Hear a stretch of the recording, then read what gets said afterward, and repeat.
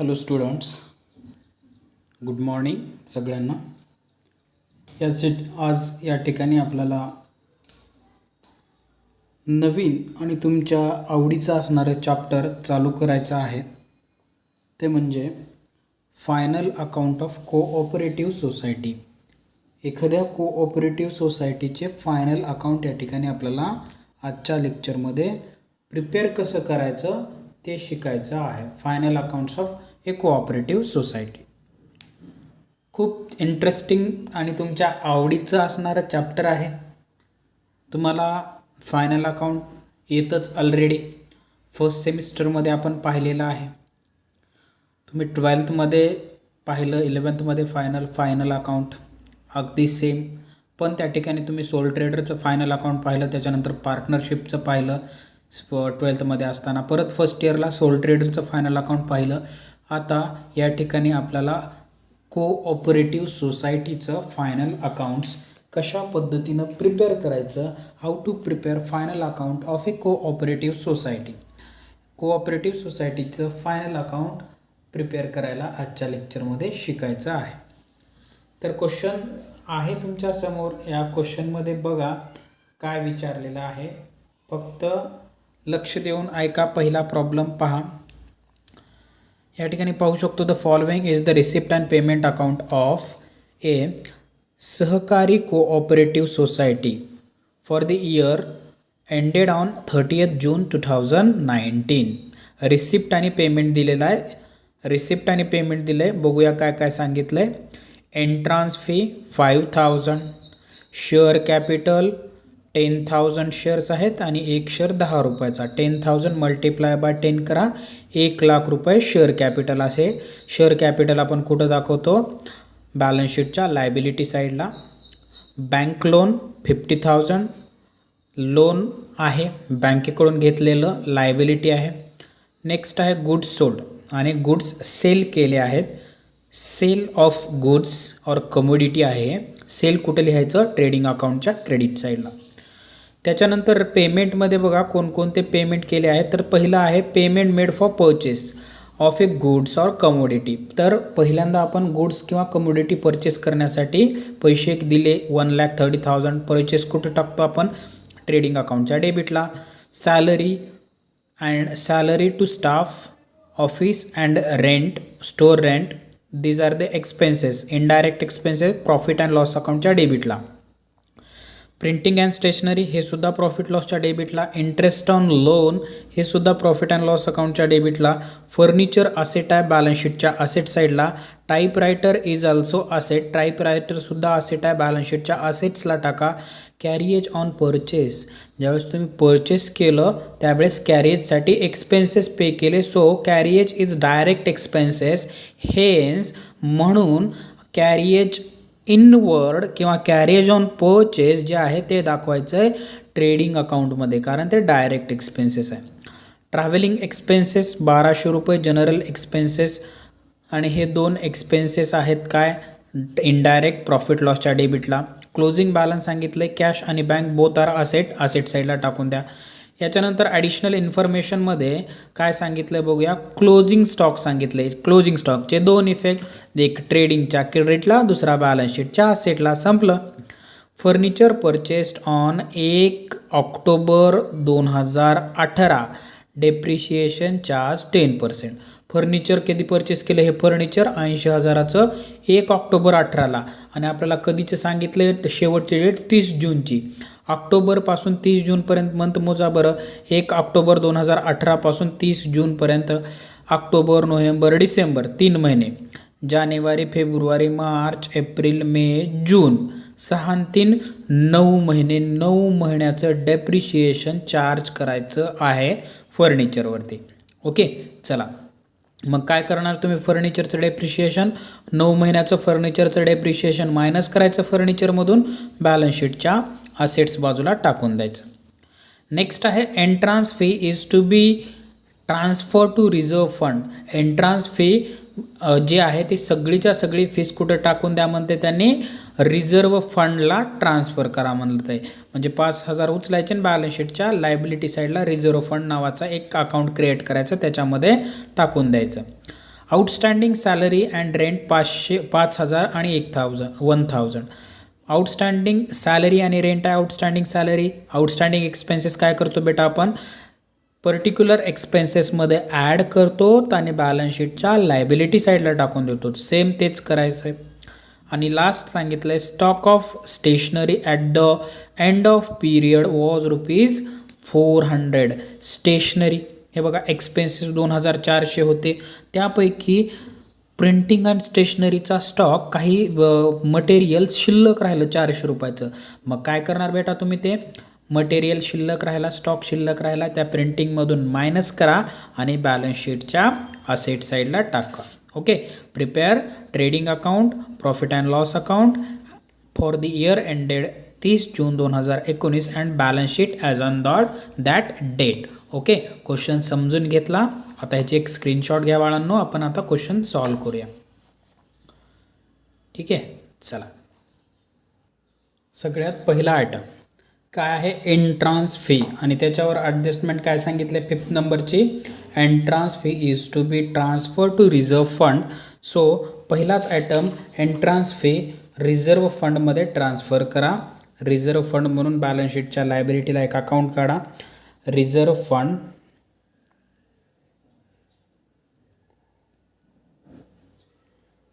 Entrance fee transfer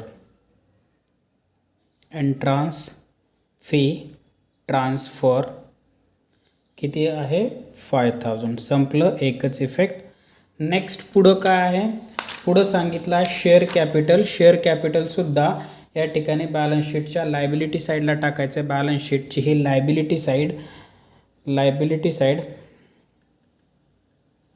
rupees assets आणि हे सुद्धा रुपीज. ठीक आहे. लायबिलिटी साईडला टाका. शेअर कॅपिटल किती सांगितले शेअर कॅपिटल त्यांनी की बाबांनो शेअर कॅपिटल 10,000 शेअर्स आहेत. 10,000 शेअर्स ॲट रुपीज किती रुपयाचा एक आहे 10 रुपयाचा एक. 10,000 गुणाकारात 10 करा हे होऊन जाईल 1,00,000 रुपये. ओके. चला नेक्स्ट पुढं काय आहे शेअर कॅपिटल झाल्यानंतर बँक लोन सांगितलेलं आहे. बँक लोनसुद्धा लायबिलिटी आहे बॅलन्स शीटच्या लायबिलिटी साईडला. Bank loan how much it is 50,000 50,000. त्याच्यानंतर पुढं गुड्स सोल्ड सांगितलं. गुड्स सोल्ड म्हणजे सेल आहे. ठीक आहे. सेल कुठं लिहितो ट्रेडिंग अकाउंटच्या क्रेडिट बाजूला. ट्रेडिंग अकाउंटच्या क्रेडिट साईडला बाय गुड्स सोल्ड म्हणा सोल्ड किंवा सेल ऑफ गुड्स म्हणा काही जमतं. किती आहे अमाऊंट 2,00,000 रुपये ₹2,00,000. ओके. रिसिप्ट साईड संपली. आता आहे आपली पेमेंट साईड. पेमेंटमध्ये पहिलंच आहे पेमेंट ऑफ गुड्स परचेस किंवा परचेस केलेले पेमेंट आहे. मग परचेस कुठं लिहिणार ट्रेडिंग अकाउंटच्या डेबिट साईडला टू परचेस ऑफ किंवा परचेसच म्हणा. किती परचेसची अमाऊंट सांगितले क्वेश्चनमध्ये 1,30,000 1,30,000 रुपये.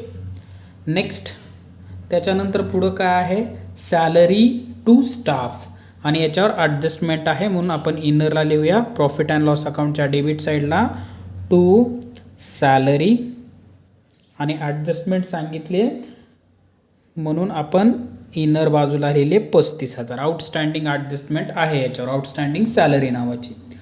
त्याच्यानंतर ऑफिस रेंटवर सुद्धा ॲडजस्टमेंट सांगितले त्यांनी. रेंट रेट अँड टॅक्सेसवरती सुद्धा या ठिकाणी ॲडजस्टमेंट आहे. ऑफिस अँड स्टोअर रेंट म्हणून 8,000 सांगितले त्याच्यावरती सुद्धा ॲडजस्टमेंट आहे. इनरलाच लिहा टू ऑफिस रेंट किती आहे रेंट अमाऊंट 8,000 याच्यावर ॲडजस्टमेंट आहे. इनर बाजूलाच लिहिला आपण. त्याच्यानंतर पुढे या प्रिंटिंग अँड स्टेशनरी यावरती सुद्धा ॲडजस्टमेंट आहे. आउटस्टँडिंग प्रिंटिंग अँड स्टेशनरी म्हणून लिहा टू प्रिंटिंग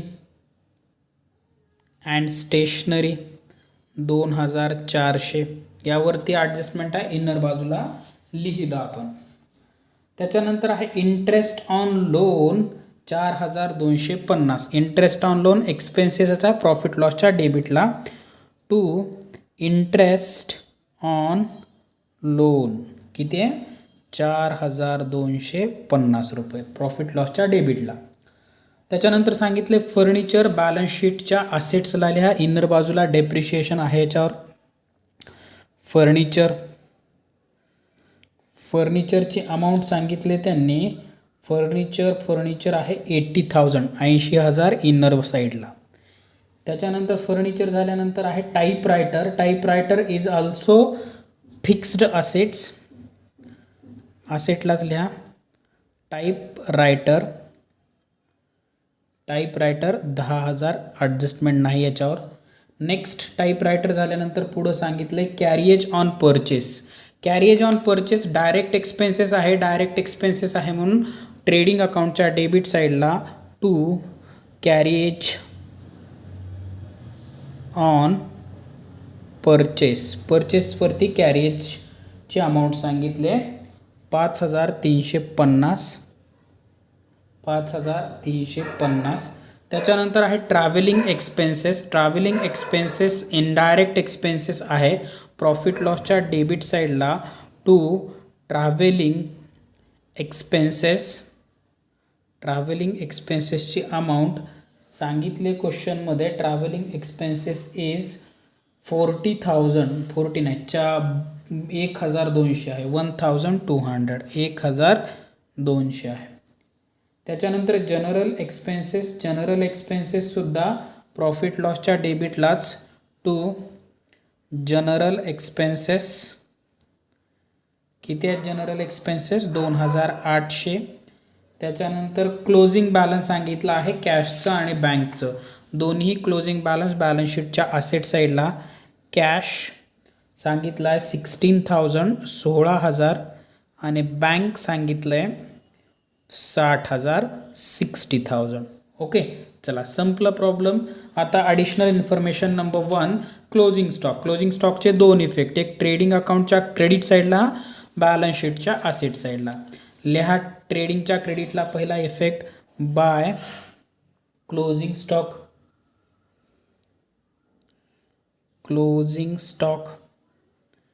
किती आहे क्लोजिंग स्टॉक क्वेश्चनमध्ये सांगितला 20,000 रुपये 20,000 ॲज इट इज 20,000. आणि दुसरा इफेक्ट बॅलन्स शीटच्या असेट साईडला क्लोजिंग स्टॉक किती रुपये 20,000च 20,000. त्याच्यानंतर दुसरी adjustment furniture costing rupees what ever it may be 80,000 and it was purchased on 1 October. आपल्याला 30 जूनचा डेटा सांगितला आहे. 30 जूनला इयर एंडिंग आहे. ठीक आहे. त्यांनी फर्निचर कधी परचेस केलं आहे 1 ऑक्टोबरला 1 ऑक्टोबर 2018ला परचेस केलं आहे. आपला 30 जून 2019 पर्यंतचा डेटा सांगितला आहे. ट्रायल बॅलन्स सांगितलं आहे. रिसिप्ट अँड पेमेंट सांगितलं आहे. 1 ऑक्टोबर 2018 पासून 30 जून 2019 पर्यंत मंथ काउंट केले तर होतात 9 मंथ. किती होतात 9 महिने होतात. सो फर्निचरवरती डेप्रिशिएशन चार्ज करा बट 80,000 वरती जो काही रेट सांगितला आहे 10% चार्ज करा 10% येऊन जाईल 8,000. पण हे 8,000 वर्षाचं आहे. आपल्याला वर्षाचं पाहिजे नाही तर 9 मंथचं पाहिजे आहे. म्हणून या 8,000ला गुणाकारात 9 भागाकारामध्ये 12 करा. 8,000 मल्टिप्लाय बाय 9 डिवायडेड बाय 12 जर केलं तर 6,000 काय होऊन जाईल 6,000 डेप्रिशिएशन ऑन फर्निचर येऊन जाईल. एवढंच नवीन आहे डेप्रिशिएशन ऑन फर्निचर.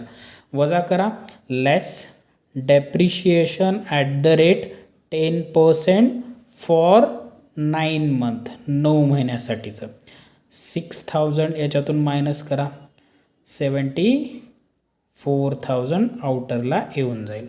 आणि डेप्रिशिएशनचा दुसरा इफेक्ट प्रॉफिट अँड लॉस अकाउंटच्या डेबिट साईडला to depreciation on furniture for 9 month 6,000. Okay चला. त्याच्यानंतर आउटस्टँडिंग रेंट 5,000 सांगितलं आहे आणि आउटस्टँडिंग सॅलरी आउटस्टँडिंग सॅलरी सांगितले 5,000. सॅलरीमध्ये ॲड करा प्लस आउटस्टँडिंग सॅलरी 5,000 रुपये. आउटरला 40,000 आणि रेंट सांगितले आउटस्टँडिंग 1,000 रुपये. ॲड करा 1,000. आउटरला 8 आणि 1 9,000 रुपये. ठीक आहे. चला आणि हे दोन्ही कुठं टाकायचा आउटस्टँडिंगचा दुसरा इफेक्ट बॅलन्स शीटच्या लायबिलिटी साईडला. आउटस्टँडिंग सॅलरी आणि outstanding rent. Outstanding salary 5,000, outstanding rent 1,000. Okay, संपले दोन्ही ही इफेक्ट. नेक्स्ट पुढं आता पुढचा item stock of stationery at the end of period 400. Printing and स्टेशनरीचा स्टॉक शिल्लक आहे 400 रुपयाचा. लेस करा स्टॉक 400 रुपये आणि इथं 2,000 आणि हे स्टॉक ऑफ स्टेशनरी म्हणून बॅलन्स शीटच्या असेट साईडला स्टॉक ऑफ स्टेशनरी 400 400 रुपये. ओके, आणि एंट्रान्स फी पहिलेच आपण क्रेडिट केली आहे या ठिकाणी रिझर्व्ह फंडमध्ये. चला संपलं. काय करायचं आता टोटल करून घेऊया. क्रेडिट साईडची टोटल करा. अगोदर ट्रेडिंग अकाउंट क्लोज करूया आपण. ट्रेडिंग अकाउंट जर क्लोज केलं क्रेडिट साईड 2,20,000 येईल. 2,20,000 इकडं सुद्धा 2,20,000. याच्यामधून लेस करा एक्सपेन्सेस. ग्रॉस प्रॉफिट किती येतो सांगा. ग्रॉस प्रॉफिट येऊन जाईल. ग्रॉस प्रॉफिट तुमचा 84,650 84,650. ओके, आलेला ग्रॉस प्रॉफिट कुठं पाठवायचा. नेट प्रॉफिट किंवा आपल्या प्रॉफिट अँड लॉस अकाउंटमध्ये बाय ग्रॉस प्रॉफिट 84,650. चला संपलं. क्रेडिट साईडमधून डेबिट साईड वजा करा. इथं सुद्धा नेट प्रॉफिट येऊन जाईल. Credit side 84,650. इकडं सुद्धा 84,650. डेबिट साईड वजा करा.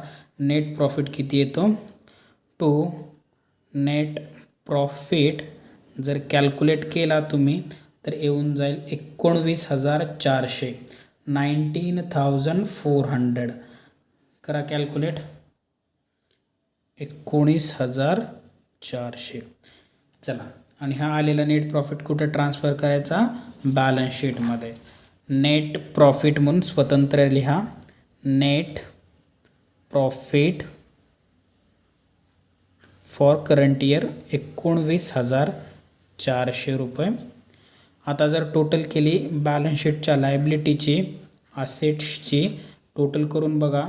टोटल तुमची 19,400 आणि पूर्ण करा 1,80,400 येऊन जाईल.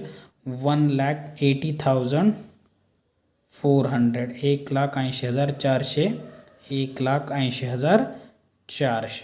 ओके, चला काय डाऊट असेल तर कमेंटमध्ये विचारा. धन्यवाद. थांबूया इथं.